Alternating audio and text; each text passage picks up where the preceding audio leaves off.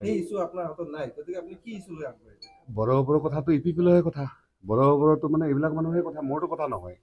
মই আচৰিত কথা, মই সিদিনা অলপতে চালবাৰী সমষ্টিত গৈছিলোঁ, আমাৰে মুছলিম ভাই এজনে কৈছে যে তেওঁ ইপিপিএল কৰে, তেওঁ কৈছে নৱসেনাইতো পূৰা কি কয় বড়ো খেলিছে, বড়ো সংগঠন বনাইছে, নৱসেনাৰ কাৰণে মুছলিম বড়ো কাজিয়া লাগিছে।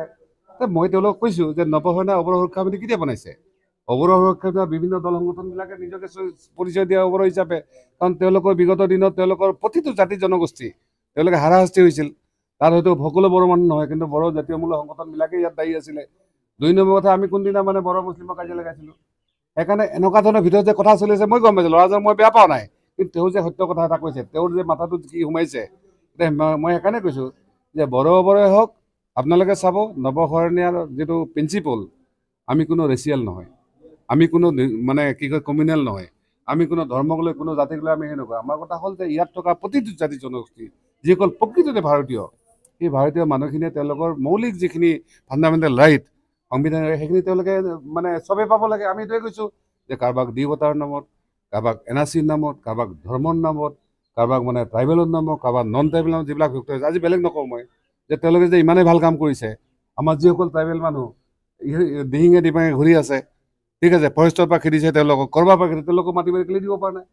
সেইকাৰণে কৈছোঁ যে ইয়াত বড়ো ট্ৰাইবেল নামৰ কাজিয়াবিলাক কোনে লগাইছে? আজি আমি ভাৰতবৰ্ষত কৈছোঁ, তেওঁলোকক কৈছোঁ আমি আদিবাসীবিলাকক যে তোমালোকে যে তোমালোকৰ জেগাত বাকীসকলৰ ৰাইট নিদিয়া, এই বিজেপি কংগ্ৰেছৰ নিচিনা যিবিলাকৰ কেৱল পলিটিক্স কৰা প্ৰফেশ্যন হয় নহয়, পলিটিক্সে তেওঁলোকে কৰে, তেওঁলোকে সুবিধা ল'ব আৰু আকৌ আমাৰ নিজৰ মাজত এইবিলাক কাজিয়া পেচাল লাগিব। গতিকে নৱসেনাৰ ওপৰত যিবিলাক ভিত্তিহীন কিছুমান অভিযোগ আনিছে, আজি চাওক আপোনালোকক আধা সত্য কৈছে যে নৱসেনাক স্ক্ৰুটিনি কমিটিহে কাটিছে, কিন্তু অলৰেডি আমাক হাইকোৰ্ট চুপ্ৰিমে কৈ থৈছে যে নৱসেনাত যিটো এলিগেশ্যন লগা হৈছে সেইটো শুদ্ধ নহয়। আমি আকৌ হাইকোৰ্টত যাব পৰা ৰাস্তা আছে, সুপ্ৰিম কোৰ্টত যাব পৰা ৰাস্তা আছে। আৰু নৱসেনা আপোনালোকে চবেই জানে যে বাকীবিলাক দালে গতে আমি পাতে যাম। মই আপোনালোক ক'ব নোৱাৰা মই কেনেকৈ কৰিম, কিন্তু আপোনালোকে এটা কথা নিশ্চিত কৰি ইলেকশ্যন আমি খেলিম, নমিনেশ্যন দিম, একচেপ্ট হ'ব, আৰু 29লৈকে আমি এম পি নাই, 29ৰ পিছত মই নাথাকোঁ, তেতিয়ালৈকে পৰিস্থিতি শান্ত হৈ যাওক। আচলতে এটা কথা আপোনালোক নিশ্চিতভাৱে কওঁ যে নৱসেনা এছ টি আছিল, আছে আৰু ভৱিষ্যতে থাকিব। এই কথাটো আমি অসমৰ মুখ্যমন্ত্ৰী ডাঙৰীয়াকো সুধিছিলোঁ যে আচলতে যিবিলাক দাস, ডেকা, চৌধুৰী, বৰা, চৰণীয়া, হাজৰিকা, মহলীয়া এই ধৰণৰ যিখিনি উপাধি লিখে, মেক্সিমাম টাইটেল লিখে, সেইখিনি মানুহ আচলতে এছ টি হয়নে নহয়? তেওঁ কৈছে এছ টি হয়। আৰু যাৰ কাৰণে অসম চৰকাৰে নিজেই এইখিনি মানুহক সুকীয়াকৈ শৰণীয়া কছাৰী কৰিব হিচাপে যেনেকুৱা চনল কৈছে এছ টি হ'ব লাগে বুলি কৈ আছে, কাৰণ এইসকল মানুহে স্বাধীনতাৰ আগৰে পৰাই বা স্বাধীনতাৰ পিছত যে ট্ৰাইবেল লিষ্টিং হৈ গ'ল, তাত কছাৰী, বড়ো কছাৰী আৰু ৰাভা হিচাপে তেওঁলোকক চাৰ্টিফিকেট দি থকা হৈছিলে, কিন্তু মাজে মাজে কণ্ট্ৰভাৰ্চি হয়। সেই কণ্ট্ৰভাৰ্চি লৈ নিগেটিভ কথাও আহে, বহুতে কৈ চালা আমি বোলে খ্ৰীষ্টান হৈ যাম, বহুতে কৈ বোলে আমি বন্দুক ধৰিম, কিন্তু নৱসেনা হিচাপে যিমান দূৰ পাৰিছোঁ তেওঁলোকৰ কণ্ট্ৰভাৰ্চি নহয়, এইটো আমাৰ নিজৰ ভিতৰৰ বিষয়।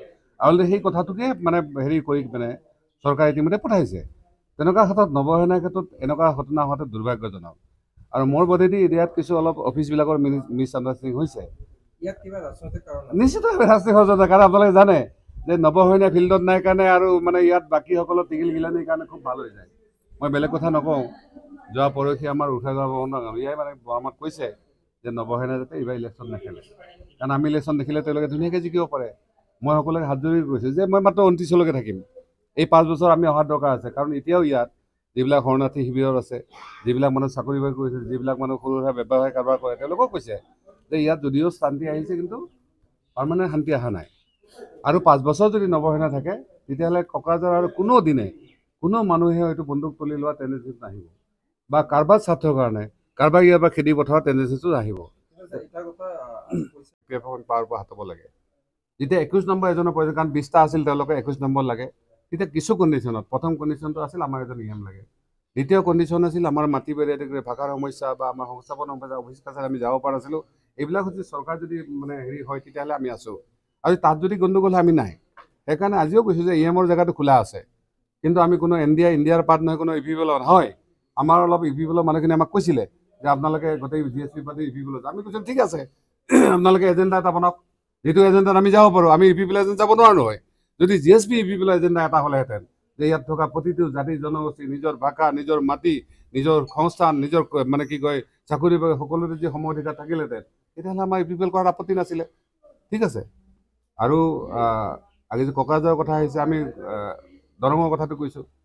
আজি দৰং ওদালগুৰি যিহেতু আমাৰ কোকৰাঝাৰ BTC প্ৰায় 6টা সমষ্টি পৰিল, তাতো কৈছোঁ যদি দৰং ওদালগুৰি আমাৰ যদি MP জিকি যায় তেতিয়াহ'লে কিন্তু ছেকেণ্ড গৰুসুটি নহয়, তেতিয়া আমি বিৰোধ কৰিম। কাৰণ আমি আমাৰ নিজৰ সমষ্টি, আমি কোকৰাঝাৰতে আজি বহুত প্ৰচেষ্টা চলি আছিলে যে কি কয় মানে উচ্ছেদৰ কাৰণে, কিন্তু আমি যিমান পাৰি বাধা দিছোঁ, যিমান পাৰি এই বিষয়ে মাতিছোঁ, ইভেন গভৰ্ণৰ চাহাবক কৈছোঁ যে ইয়াত যদি উচ্ছেদ হয় তেতিয়াহ'লে ইয়াত কিন্তু লৰাই হৈ যাব। গতিকে এই ক্ষেত্ৰত আমাৰ ষ্টেণ্ড ক্লিয়াৰ। আপোনাৰ সমৰ্থকসকল এতিয়াও ঠিক আছে? আজি গোসাইঘাট আমি সেইকাৰণে আহিবলৈ, মই আচলতে গিৰিকলা হ'লে আহিম, বহুত আজি উদ্বিগ্ন হৈ আছে যে আচলতে MP ইলেকশ্যন খেলিব পাৰিম। বহুতেই কৈ আছে, যিবিলাক মানুহে আমাক কেতিয়াও ফোন নকৰে, তেওঁলোকে আমাক ফোন কৰি কৈছে যে আপুনি আহক, কেৱল আপোনাৰ বাহিৰে আমাৰ কোনো বিকল্প নাই। ময়ো চাইছোঁ যে MP এজন খেলাটো ইমান ধেমালি নহয়। এইবাৰ একেলেথে 5 দিন ঘূৰি কিনে আমি গম পাই গৈছোঁ দেহাৰ কি অৱস্থা হয়। সেইকাৰণে ময়ো কৈছিলোঁ যে ৰাইজক যদি আপোনালোকে এজন মানুহ আনিব পাৰে হীৰাহৰণে তেতিয়াহ'লে মই এৰি দিম, কিন্তু যদি নাহে তেতিয়া বিকল্প নাই, আমি খেলিব লাগিব। সেইকাৰণে আমি গোসাইগাঁও আহিছোঁ। আছে নৱসেনাৰ বিকল্প কি? উষাগ্ৰহ হ'ব পাৰে, প্ৰমোদৰ হ'ব পাৰে, নে ৰাজু নাৰ্জাৰী হ'ব পাৰে, নে চন্দন ব্ৰহ্ম হ'ব পাৰে, নে খাম্পা, নে প্ৰমীলা। প্ৰমীলা বাইদেউতো হ'ব নহয় নৱসেনাৰ বিকল্প, হয় নহয়? তেওঁলোক নিজে কনফিউজ হৈ আছে, তেওঁলোকে ইলেকশ্যন কাক খেলাব? হাগ্ৰামা মহিলাৰ কেণ্ডিডেট হ'লেতো মই ৱেলকাম জনাম, ঠিক আছে, ৱেলকাম জনাম। হাগ্ৰামা মহিলা যে এইবাৰ যদি কেণ্ডিডেট আপোনালোক নিশ্চিত থাকক 2021-ত কি কয় এইটো 24-25-ত হাগ্ৰামা মহিলাৰে কিন্তু চিফ হ'ব BTC।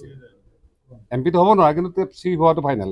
কাৰণ এতিয়া এটা কথা চলি আছে যে হাগ্ৰামাক বিভিন্ন ধৰণে প্ৰেচাৰ কৰা হৈছে, তেওঁ যাতে এজন ডেমি কেণ্ডিডেট দিয়ে, যাতে UPPলে বড়ো ভোটটো টোটেল ল'ব পাৰে, গম পাইছে নাই? আৰু যদি সেইটো কৰে তেতিয়াহ'লে মই ভাবোঁ হাগ্ৰামা মহিলাৰীৰ গোটেই পলিটিকেল লাইফটোত মানে এটা মানে সূৰ্য ডুবি যাব।